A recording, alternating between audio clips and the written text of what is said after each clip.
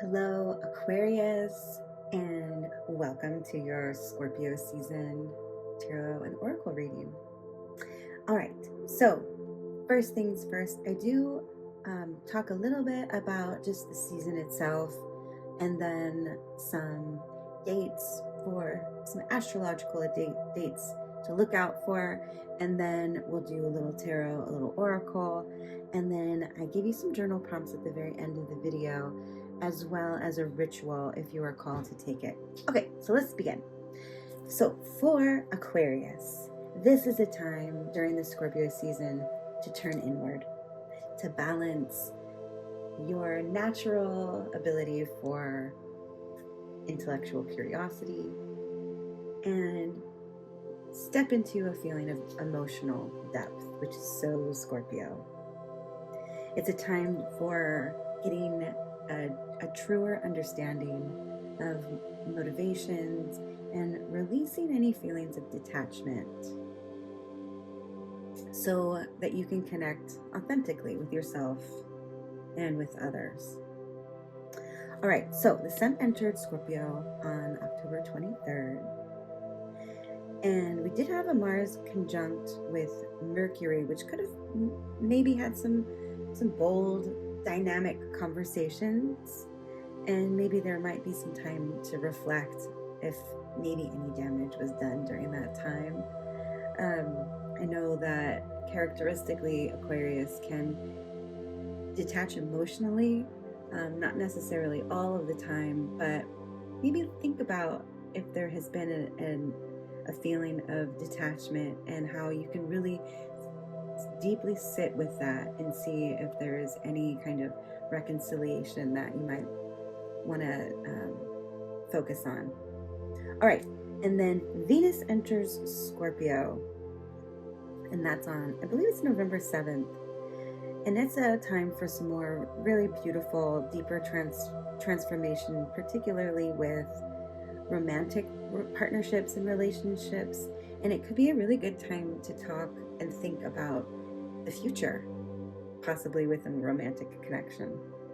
All right, November 5th, we have a full moon in Taurus, which is always a great time to, leading up to it, to think about all of the things that we really want to manifest and fill ourselves with before we think about what we'd like to release and make sure that there's room for what we want in our life.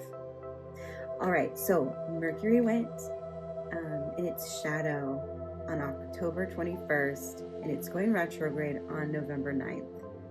It's going to go direct again on December 16th, and that's when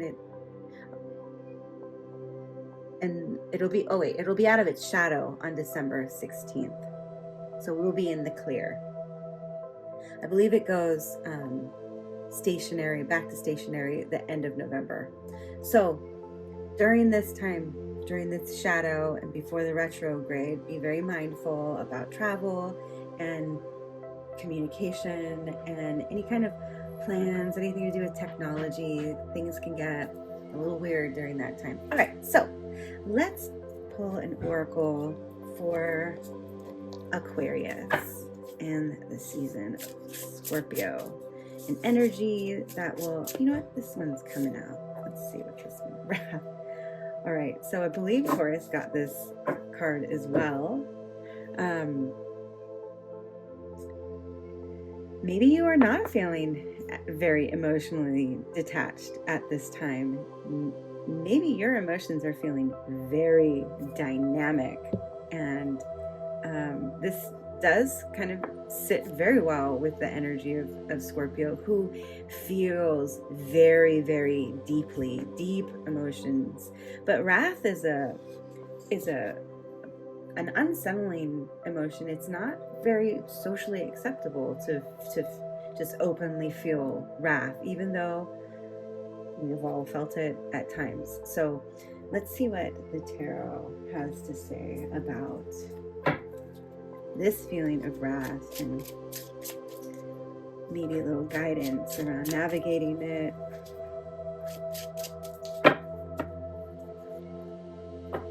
Okay.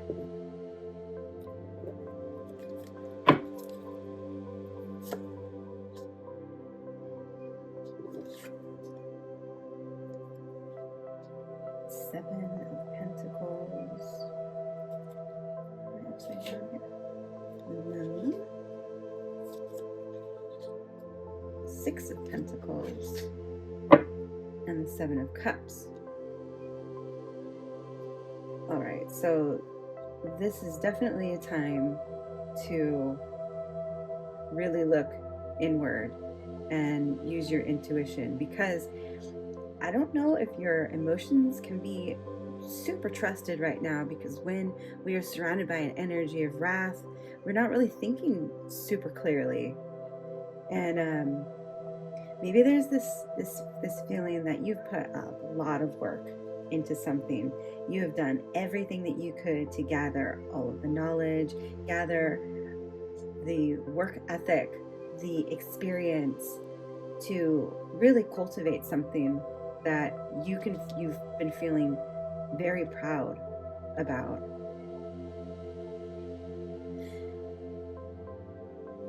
But there is a sense that you may be feeling energies from the past, some past memories, and it is clouding your judgment and maybe making you a little angry. It's time to go within during this Scorpio season and really feel those emotions rather than pushing them away. That's not necessarily very helpful, but allow yourself to feel during this time. Scorpio really dives deep into emotions, and it's never very easy, but also it's not easy to live in a feeling of wrath either. So let it percolate and let those feelings come up and see what they're there to tell you, because you've got the Moon here that's here to help guide you, and you do have a lot of emotional energy with these cups and this feeling of wrath. So it's not a time to be cerebral and be really in your mental space. This is time to dig deep and go within your heart, because whatever this situation is that's making you feel so emotionally charged,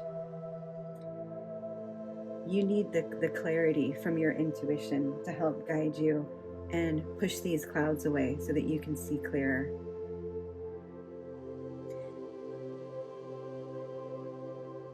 All right, let's do a little bit. Let's have a little more information.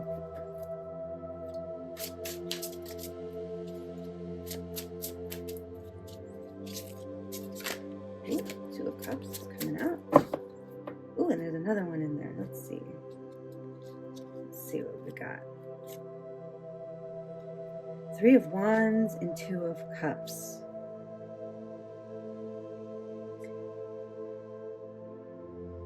So this could be, it could be a relationship of a really beautiful divine connection that has left you feeling very angry. There's something that you've been waiting for a really long time. There's something that you've worked very hard for. You've waited for it. You've been cultivating it. And now maybe there is an energy from the past. Maybe somebody from the past has come to really throw a wrench in your ideas and add a lot of confusion. Maybe somebody came into your past, or maybe somebody came into a partner's past to kind of muddy up. We have the High Priestess with the Moon. I mean, you have to look within, use your intuition.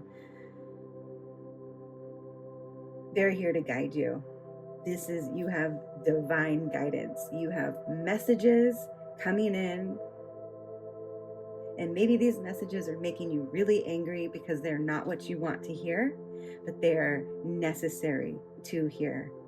And some of the worst things that, well, maybe not the worst things that can happen, but some things that happen to you that you have broken your heart, end up clearing the space for what there's room for. Scorpio season is really a time of clearing away. It's a death and rebirth cycle. Oh yeah, because we have the Four of Swords at the bottom of the deck. So we're needing a time of rest, rejuvenation, and a time of stillness so that we can really go within and meditate and quiet your space so that you can move forward in this relationship. Let's do one more oracle message.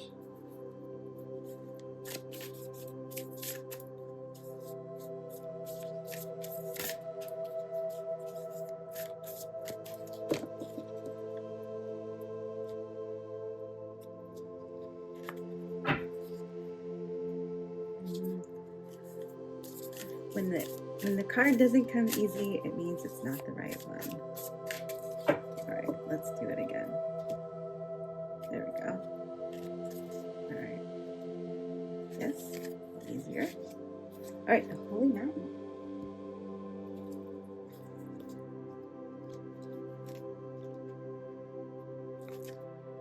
Native peoples around the earth recognize mountains as places of great power, where one encounters spirit, or where the gods or goddesses reside.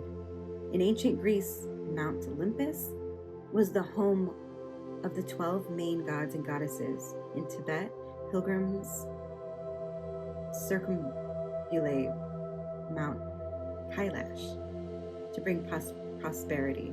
In Peru, pilgrims climb the ice-capped Mount Osengate to receive the starlight and bring fire to the earth. When the Holy Mountain shows up, it's time to be active. Do not let your doubts deter you and keep you bound. This is a time to leap over challenges and to remember that from the top of the mountain there are no obstacles, only beauty and unobstructed view of the entire earth. And there's no need to go shopping for the right hiking boots and camping equipment. To climb the Holy Mountain, you already have all the gear you need. Overcome any lethargy, indolence, and laziness, as these are real obstacles. Okay, so the Holy Mountain is here to tell you that it may look very high up, it may look treacherous, but what you already have is all of the information that you need, and it's not coming out of a book, it's coming out of your inner knowing. The High Priestess and the Moon are here to say, look within. The moon can sometimes illuminate those dark shadows in our life that we're not really wanting to see, maybe because they're just too painful. But you have everything that you need, and as painful as it may be, we need to look at what the truth is without being clouded by mystery. All right. If you would like to have a journal prompt, I have a few here for you.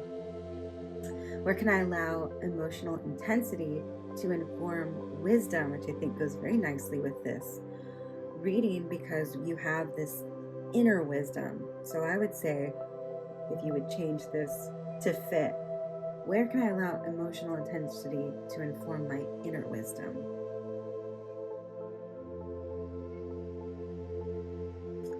What truths about myself have I ignored